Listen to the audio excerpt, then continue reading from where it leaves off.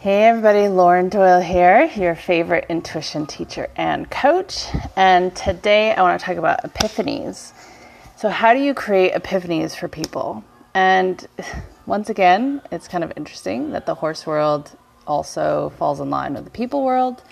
But epiphanies are something that you can create for others. And the way that you do that is basically you need to understand what the problem is, but then be able to create some basically guidelines or parameters for self-discovery. So if you can help someone problem solve through the issue or create the boundaries for someone to bounce off of to point towards self-discovery, it is that process of being able to problem solve through the issue that will create what is called an epiphany. So the most powerful thing about epiphanies is that because it's through this self-discovery process, it is something that is truly learned on every level. It's like it's learned on a visceral level, as well as a emotional level, as well as a spiritual level, and it is very, very powerful. So it can be quite transformational for people. The key, though, is that you don't manipulate information, and I feel that is where a lot of people get stuck in trying to help people or problem solve with people. Is that people will use information to manipulate a situation. And look, here's the deal. People know that. They can sense it. They can feel it. They know the information is manipulated, and it doesn't create an epiphany situation. It creates a resistance situation. And there will inevitably be some sort of conflicting piece in all of that wouldn't have been there had you not tried to manipulate.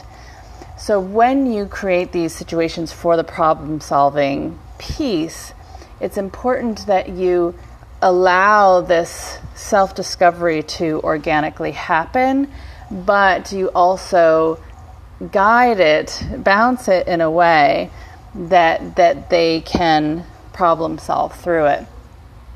So it's interesting because it was the very same thing with horses, and that if you allowed horses to self-discover or discover the answer to the problem within the process of learning and training, they would understand it much more wholly and actually have they would have a physical release, so they would actually lick and chew when that would happen. And so people, their letdown or their release in those self-discovery situations is, you don't start licking and chewing, but you have some other flood of,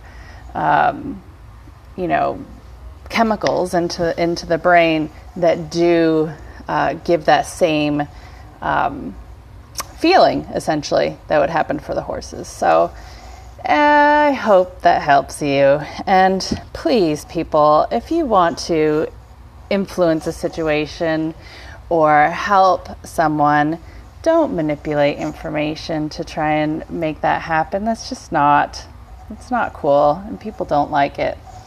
So I hope that's helpful for you, and get out there and try and help people self-discover and problem solve on their own so that they can have epiphanies, which are really quite wonderful.